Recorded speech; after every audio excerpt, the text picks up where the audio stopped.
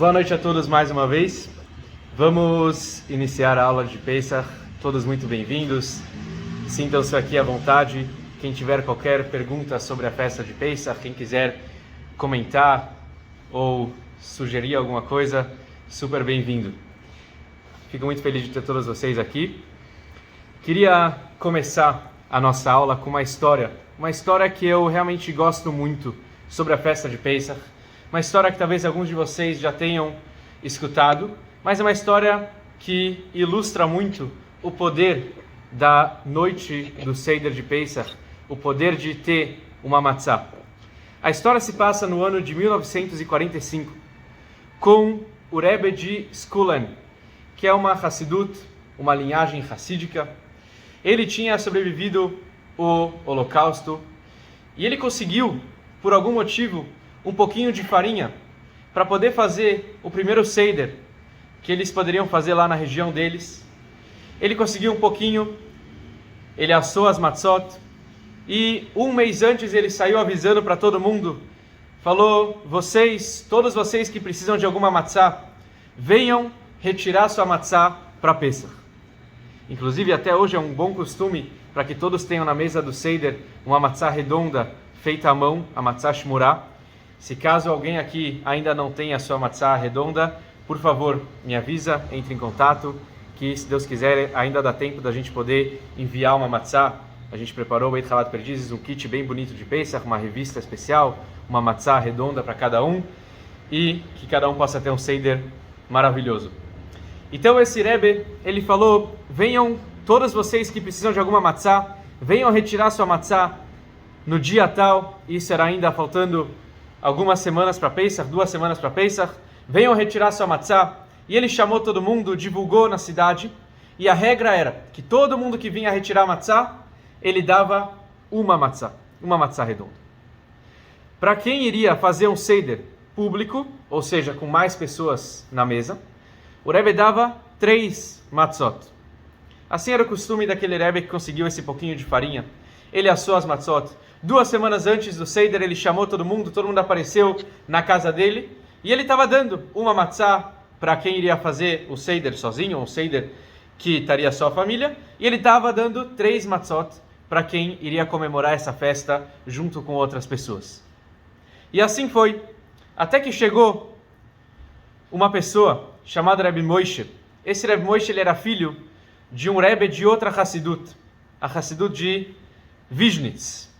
Esse Rebbe Moshe, ele virou pro rabino, pro outro Rebbe que estava distribuindo a matzá, e falou: olha, meu pai, que é um grande Rebbe, ele pediu 6 matzot. Ele não quer 3, ele quer 6. Aí o que estava distribuindo falou: olha, muito bonito, eu sei que você quer 6, eu entendo, eu sei que seu pai é uma grande pessoa, mas a quantidade de matzá, ela está limitada, e eu posso distribuir somente 3 para vocês. E o Rebbe Moshe olhou nos olhos daquele Rebbe e falou: olha, eu vou repetir o que meu pai falou. Eu exijo 6 matzot para a noite do Seder. O rabino falou: olha, eu vou mais uma vez te explicar, eu não tenho uma farinha suficiente, 3 é o que eu posso te oferecer, mais do que isso, tem outros judeus que vão acabar ficando sem. Eu quero 6. Discutiram, até que tá bom. Pega 6 matzot, não sei se ele fez isso com o coração aberto, ou se ele fez isso com o pé atrás, mas ele deu 6 matzot para aquele Rebbe de Vizhnitz. Passam 2 semanas. Chegou o dia da véspera do Seder. Véspera do Seder de Pesach, à noite, todo mundo vai comemorar, está todo mundo pronto, todos felizes com aquela matzá que eles receberam. E na porta do Rebbe de Skulen, quem aparece, quem bate na porta? Esse Rebbe Moshe, o filho do Rebbe de Vizhnitz, que tinha pedido 6 matzot. Ele bate na porta daquele Rebbe que estava distribuindo as matzot 2 semanas antes e fala: tem uma pergunta. Quantas matzot sobraram para você? Quantas matzot sobraram? Sobrou alguma coisa para a gente poder distribuir? Ele falou: olha, eu já te falei, você veio aqui pegar 6 há 2 semanas atrás. Tiveram até alguns judeus que vieram pedir e não sobrou para eles. O que eu vou fazer? Aí o Moshe pergunta: e para você, Rebbe, sobrou alguma matzá? E aí o Rebbe de Skulen fala: olha, eu tentei muito deixar uma matzá para mim, mas quando chegou na minha última matzá, veio um judeu e me pediu, e falou, Rebbe, eu não vou ter matzá para o meu Seder. E ele falou, o que é melhor, eu ter ou outro judeu ter? Os dois são judeus, os dois precisam da matzá, então eu dei a minha matzá para ele, eu fiquei sem nenhuma matzá. Aí aquele Rebbe Moshe abre uma sacola e tira 3 matzot e dá para esse Rebbe de Esculene e fala, saiba de uma coisa, quando meu pai pediu mais 3 matzot, ele sabia, e ele te conhecia muito bem, ele sabia quem você era, ele sabia que você tem um coração enorme e que você iria ficar sem matzá para a noite do Seder. Então eu estou aqui te dando mais 3 matzot para que você possa ter essas matzot para usar na noite do Seder. E assim foi, então, aquele Rebbe de Esculene, ele usou, ele ficou feliz e pôde usar mais 3 matzot. Eu não sei o final da história, se ele acabou ainda dando essas matzot ainda para outros judeus que estavam precisando, ou se ele usou para ele, mas de qualquer forma, o que a gente pode ver nessa história é o Ahavat Israel, o amor gratuito, o amor de um judeu para outro. Um judeu pensa no outro, no que o outro precisa para Pesach, o que uma outra pessoa precisa para poder ter um Seder bonito, e ele dá o máximo, ele vai até o fim, para que a pessoa tenha tudo o que precisa. E assim então, ainda tendo algumas noites para começar o Seder, é muito importante cada um pensar e refletir, será que eu conheço algum judeu que talvez não vai ter onde fazer o Seder? Será que eu conheço algum judeu que talvez não vai ter uma matzá na noite do Seder? Será que eu conheço algum judeu que talvez precisa de alguma ajuda para que ele tenha alimentos, para que ele tenha o que comer no Seder? E esse é o momento da gente poder refletir sobre isso e ir atrás e dar o nosso máximo para poder se preocupar com outro judeu que de fato está precisando. Na noite de quarta-feira, nós vamos iniciar o Seder com o nosso Kiddush. Daqui a pouco, se Deus quiser, mais para o final da aula, eu vou passar por todos os passos do Seder de uma maneira bem simples e prática, passando pelos detalhes mais amplos para a gente poder saber, assim, de modo geral, como fazer o Seder. Obviamente, cada um vai ter o seu costume e pode ser que vou ter algumas mudanças, coisas que eu talvez não vou comentar, mas eu vou falar mais de modo geral como que se faz o Seder, isso mais para o final da aula. Mas no início do Seder, todos começam a Haggadah, depois do Kiddush, depois de lavar a mão, etc. A gente começa o trecho do Rei Lachmania, ou Ha-Lachmania, como alguns costumam. Nosso costume é Rei Lachmania. Nós olhamos para a matzá e falamos, essa é a matzá, esse é o pão pobre que o povo judeu comeu naquela noite que eles saíram do Egito. E nesse momento nós convidamos todos os que não tenham de passar o Seder, venham fazer o Seder conosco. E a pergunta que todo mundo faz é, agora é hora de convidar? Você podia ter convidado os seus convidados para a noite do Seder há 2 semanas atrás, há 1 mês atrás. Tem gente que começa a preparar o Seder 2 meses antes. Cada um tem o seu costume, quanto tempo antes ele começa a organizar. Mas agora não é o momento. Quando chegou a noite, quando iniciou o Seder, agora você vai lembrar, eu preciso chamar que todo mundo que precisa fazer o Seder venha em casa. Como assim? Você já devia ter convidado antes. Convida na sinagoga, convida em outro lugar, mas por que agora? Agora já não dá mais tempo de convidar. E a resposta, uma das respostas mais bonitas que eu ouvi para essa pergunta, por mais que é uma pergunta muito bonita, uma pergunta muito conhecida, uma das respostas mais inspiradoras que eu ouvi é que, na verdade, as outras pessoas que estão ao nosso redor, a gente já convidou, de fato, 1, 2 semanas antes da noite.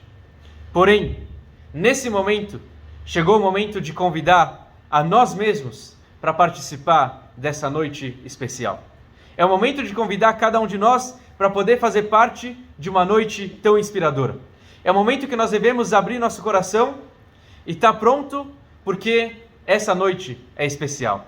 É uma noite diferente de todas as outras. É uma noite que os portões celestiais eles estão abertos. É uma noite que cada um pode aproveitar e pedir coisas boas. É uma noite que cada um deve exigir de si próprio alguma coisa a mais. É uma noite que vai tocar nos nossos corações. É uma noite que os pais falam para os filhos, que os maridos falam com as esposas falam com os maridos. Não só um bate-papo igual que nós estamos acostumados sempre. É um bate-papo diferente. É uma conversa de coração para coração. É isso que é essa noite.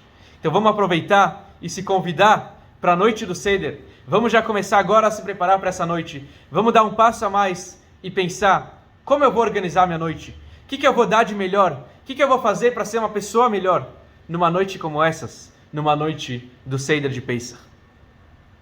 A palavra Mitzrayim, em hebraico, significa Egito, mas ela tem uma raiz da palavra Meitzarim. Meitzarim significam limites. Ou seja, quando chega a noite do Seder, uma das coisas que vale a pena a gente lembrar é os limites.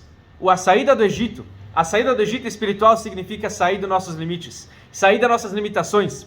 Cada um tem as suas limitações, os seus desafios, as suas barreiras. Quando chega na noite do Seder, é o momento para falar, chega, eu vou sair, eu vou dar um passo à frente, eu vou sair da minha limitação, eu vou sair de onde eu estou hoje e eu vou estar, ano que vem, se Deus quiser, numa situação muito melhor. Essa é a noite do Seder. Esse é o momento inspirador para a gente poder aproveitar, para cada um de nós poder dar o seu máximo, para que essa noite seja de fato uma noite diferente das outras. Não seja uma noite qualquer, não seja aquela noite em que eu vou pegar a Haggadah e vou ler, e vou comer a matzah, e vou tomar o vinho, e tudo vai acabar, e acabou o Seder e tchau, até ano que vem. Não, vai ser uma noite, se Deus quiser, que a gente possa de fato se inspirar, e que Hashem possa ouvir as nossas preces, que Hashem possa ouvir de fato e ver o nosso esforço, que a gente está fazendo o nosso máximo para o Seder, que a gente está fazendo o nosso máximo para uma noite dessas acontecer da melhor forma, e que Deus possa dar para cada um de nós, de fato, tudo o que precisa, materialmente, espiritualmente, coisas boas em todos os sentidos. Existe uma pergunta, muito conhecida também. Tudo isso que eu estou falando são detalhes que talvez cada um pode aproveitar e contar isso depois para os seus familiares, cada um pode contar isso na própria noite de Pesach. São pequenos ensinamentos, pequenas dicas que a gente pode colocar em prática para essa noite. Então nós falamos já do Egito, falamos dessa noite especial, falamos de se convidar para essa noite, não só convidar os outros, mas convidar a cada um de nós. Falamos de dar uma atenção especial para cada um nessa noite. E na continuação da Haggadah, nós temos o famoso trecho, Ma Nishtana. Qual é a diferença dessa noite para todas as outras? E de acordo com muitos costumes, nós lemos as perguntas, fazemos 4 perguntas, sendo a primeira delas a pergunta de mergulhar. Por que nessa noite nós mergulhamos 2 vezes? Uma vez a gente vai mergulhar o karpas, que é uma cebola, uma batata, na água com sal, e a segunda vez nós vamos mergulhar o maror, que é a raiz forte, no haroset, que é aquela pasta um pouquinho doce. Normalmente numa noite normal se mergulha uma vez, o sal, a ralá no sal, alguma coisa no sal, mas 2 vezes é diferente.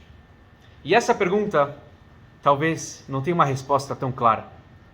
As outras 3 perguntas, a pergunta da matzá, porque essa noite a gente come matzá. Se a gente for olhar na Haggadah, a Haggadah conta a história que a matzá não deu tempo de fermentar, então por isso hoje em dia nós comemos essa matzá. Está respondido. A segunda pergunta é do maror. O maror, por que nessa noite nós comemos o maror? Algo tão amargo. E a resposta também se encontra na Haggadah. Também se encontra a resposta que os judeus sofreram. Passaram por momentos difíceis, amargos. Então nós temos que sentir essa amargura na pele. Por isso que nós comemos o maror. A terceira pergunta, por que nós reclinamos? Também a resposta se encontra na Haggadah. Por que nós reclinamos nessa noite? Porque nós estamos no momento de liberdade. Nós estamos lembrando da saída, da criação do nosso povo. Liberdade. Liberdade é aquele momento que nós sentamos igual um rei, reclinamos, como um gesto, mostrando a nossa liberdade. Esse é o momento, assim, que a gente responde todas as 3 perguntas dessa noite. Mas a 4ª pergunta, que na verdade é a primeira, de acordo com algumas Haggadot, a ordem é essa. Por que se mergulha 2 vezes nessa noite? E essa resposta não aparece na Haggadah de Pesach. Por que será? Parece que tem alguma coisa aqui especial, parece que tem algum ensinamento que nós podemos aprender dessa pergunta específica, que pode ser que todo ano a gente lê a Haggadah e nunca paramos para pensar de fato qual que é a resposta. Por que se mergulha 2 vezes nessa noite? Existe uma resposta muito bonita, uma resposta que é trazida pelo grande Rebbe de Lubavitch, que ele explica, de certa forma, que a ideia de mergulhar alguma coisa é só um costume. A matzá é uma mitzvah, o maror é uma mitzvah, se reclinar é uma mitzvah, porém mergulhar é um costume. E a Haggadah está ensinando uma coisa muito importante, que todos os pais podem aprender. A primeira pergunta é, por que nós mergulhamos? Para ensinar, na verdade, Por que nós fazemos um costume? Por que nessa noite tantas mitzvot, tantas coisas importantes que tem, nós vamos dar atenção a um pequeno costume, a mergulhar um pouquinho de água, a mergulhar um pouquinho de algum vegetal em alguma coisa? O que significa isso? Para mostrar de fato a importância de um costume. Muitos pais, eles olham e falam, sabe, é importante eu passar um valor para o meu filho de uma mitzvah, de uma coisa que de fato é importante. É importante, nessa noite, eu mostrar para eles o quanto eu me importo com a matzah, o quanto eu me importo com essa noite, o quanto eu me importo com o maror, o quanto eu me importo com outros detalhes. Mas talvez um costume, deixa para o final. Um costume talvez não é tão importante. Um costume talvez é algo secundário. E vem os sábios e explicam, nessa noite, uma das grandes lições da noite do Seder é: ensina para os teus filhos, conta para eles o poder de um costume. Porque um costume, ele pode mostrar muito mais do que nós podemos imaginar. Quando um pai luta e mostra e se dedica para fazer um pequeno costume, saibam que os filhos, eles pegam isso como uma lição. Saibam que os filhos, eles de fato se dedicam depois para levar isso para as próximas gerações. Porque um costume é algo que talvez a gente poderia deixar de lado, mas a pessoa que se dedica e fala, é uma coisinha simples, ninguém faz, ou talvez muitos não fazem, mas eu vou fazer, porque eu quero que meus filhos vejam o quanto eu me importo com um pequeno detalhe, o quanto um pequeno detalhe pode mudar a história dessa noite, e de fato, um detalhe muda tudo. A gente nunca sabe o que uma pequena ação, o que um pequeno ato pode fazer na história da humanidade. Eu acho que talvez uma coisinha pequena não vai mudar muito. Vem a noite do Seder e fala, uma pequena ação, ela pode mudar muito, até um nível que ninguém pode imaginar.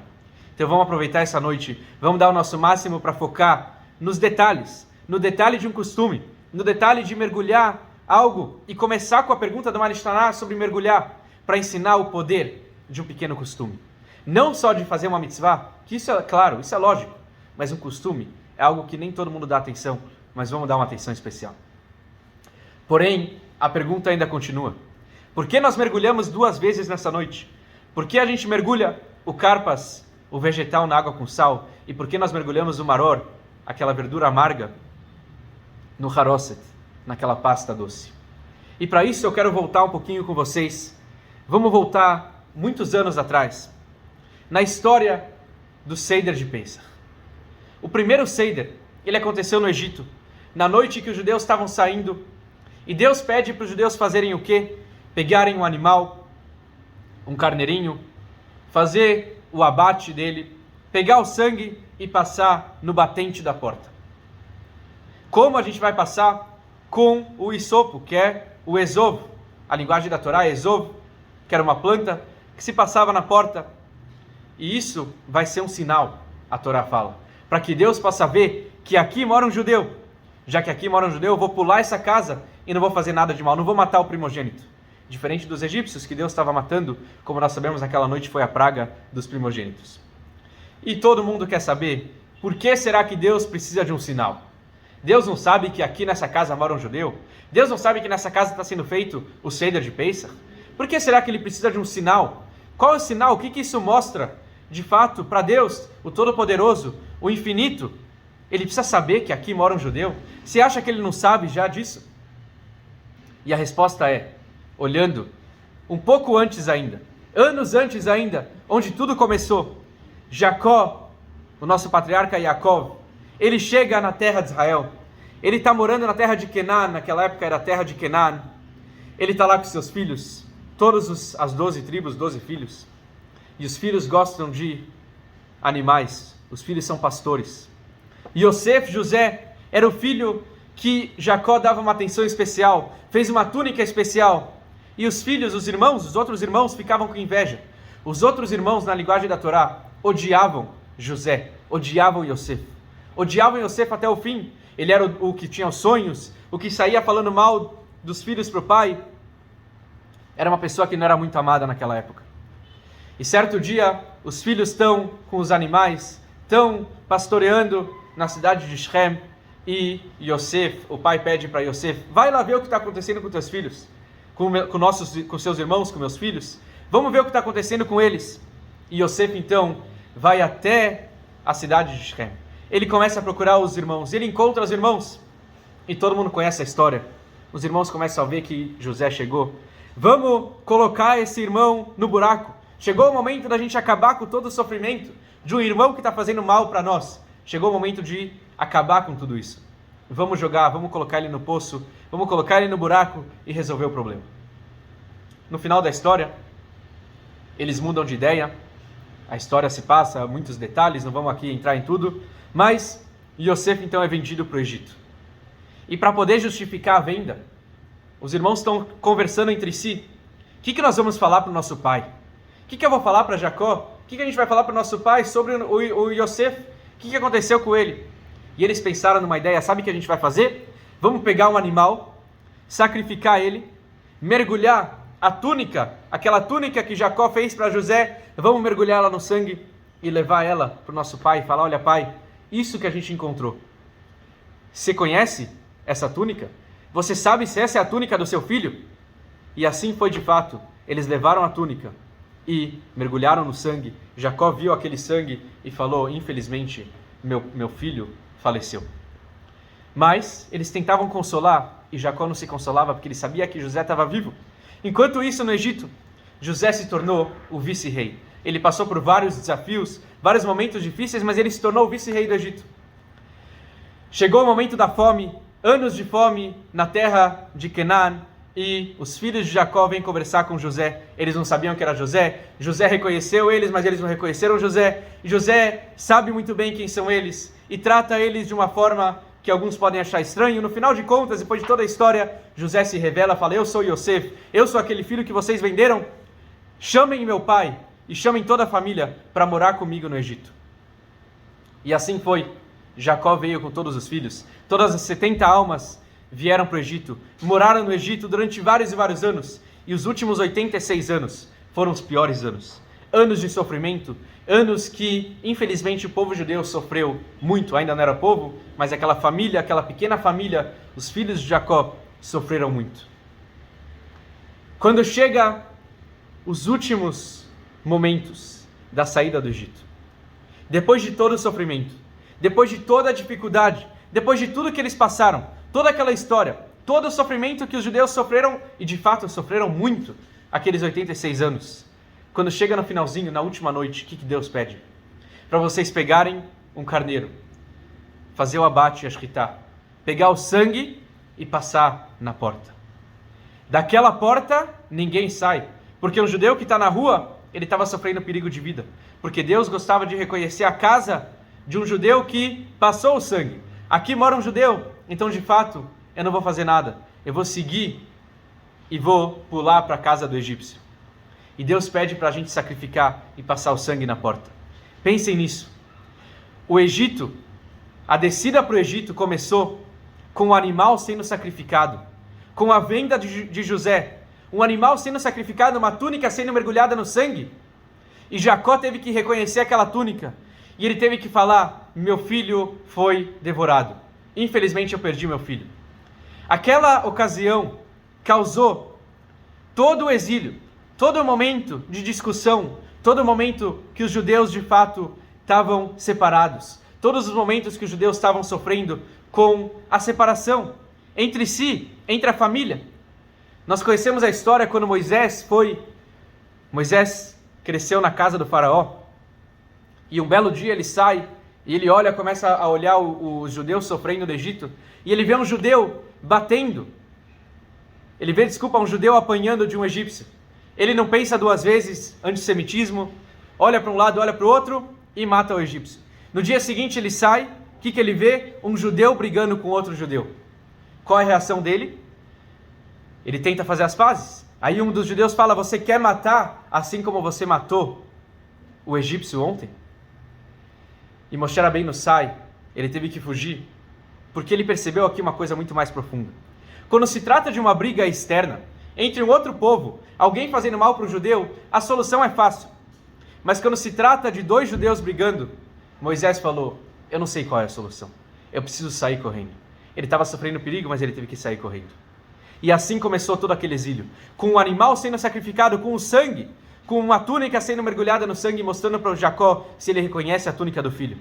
Na última noite da saída do Egito, a história se passa exatamente igual, com o animal sendo sacrificado, os judeus mergulhando o esov, uma planta, no sangue, só que esse sangue agora era passado na porta, e daquela porta, Deus fala, ninguém pode sair, eu quero que vocês fiquem dentro de casa, porque eu entendi que o problema do Egito, o problema de todo o exílio começou com vocês se separando.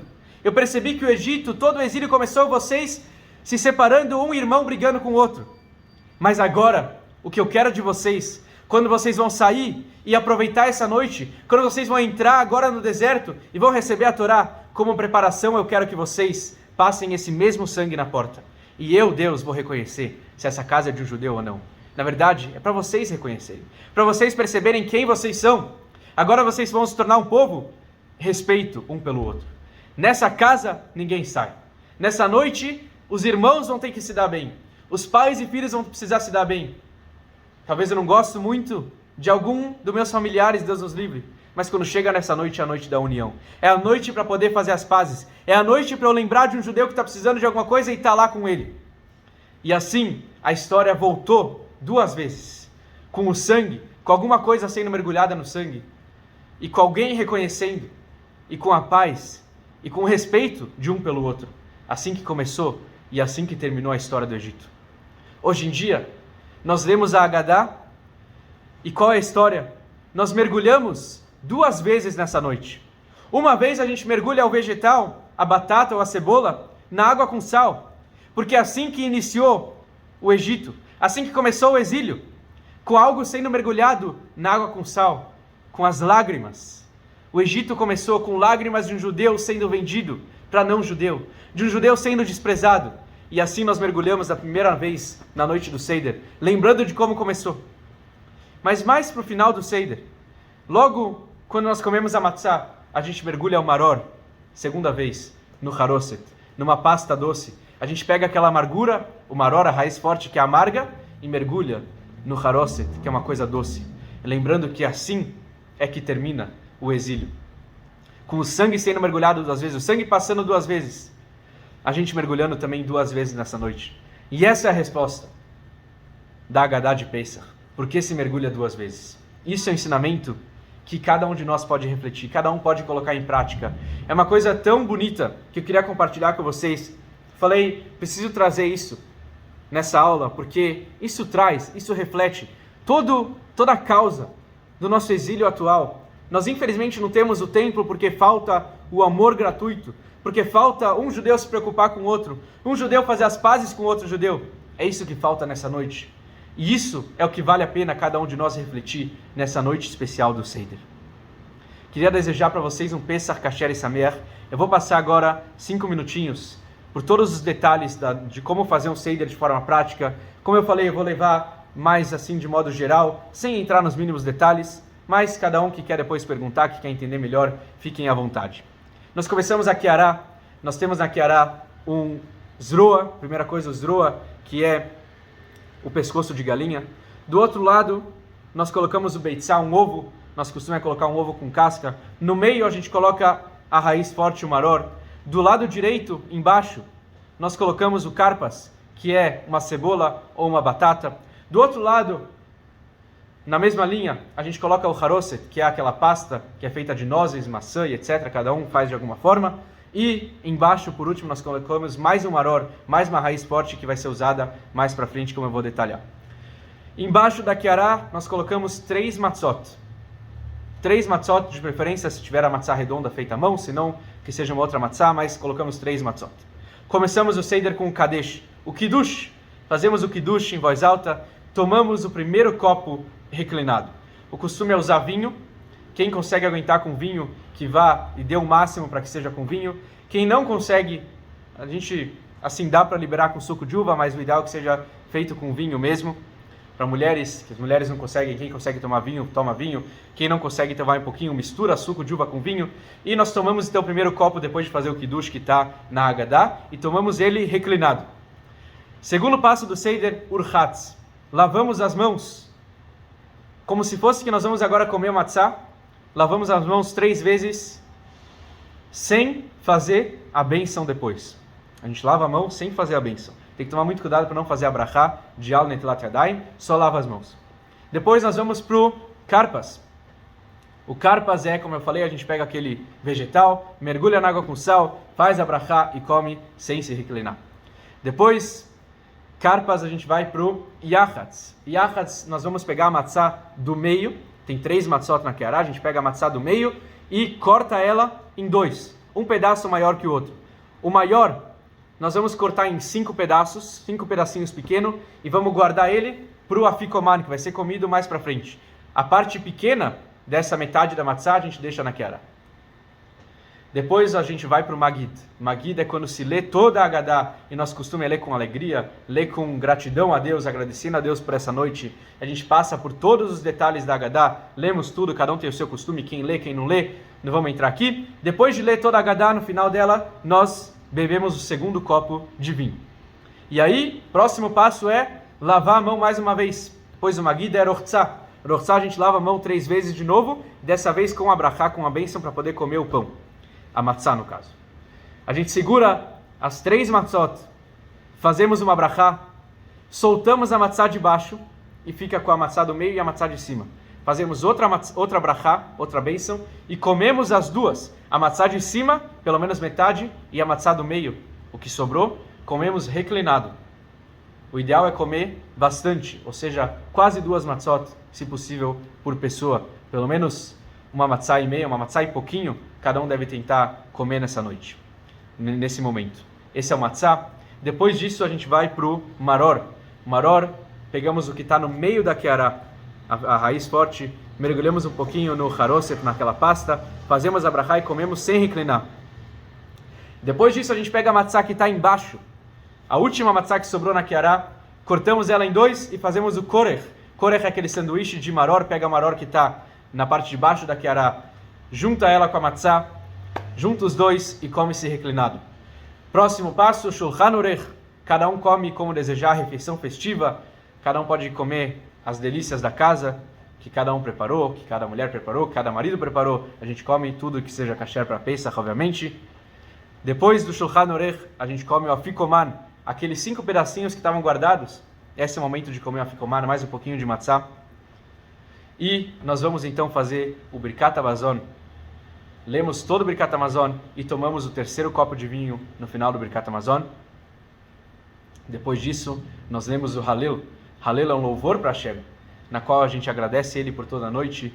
E, por último, nós tomamos o último copo de vinho, que é o 4º copo de vinho, na parte do Nirtzá, que o Nirtzá, de fato, é o momento de que a gente fala para Deus, o meu Seider, ele foi querido. Eu dei o máximo para essa noite, então eu tenho certeza que o Seider foi querido. Só lembrando um detalhe importante de levar o copo do Eliyahu Hanavi na porta. Isso a gente faz logo antes do Halel. A gente leva o copo do Eliyahu Hanavi, a gente deixa o copo na mesa, nós vamos até a porta e lemos um pouco, um trecho especial do que está na Agadá, tudo se encontra na Agadá.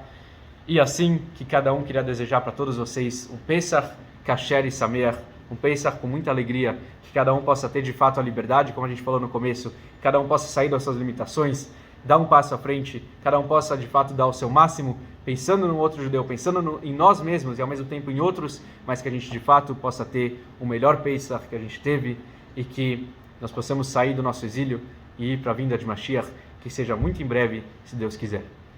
Agradeço demais a presença de todos vocês, agradeço muito a todos que estão aqui conosco e que a gente possa ter, se Deus quiser, um Pesach kasher e sameach.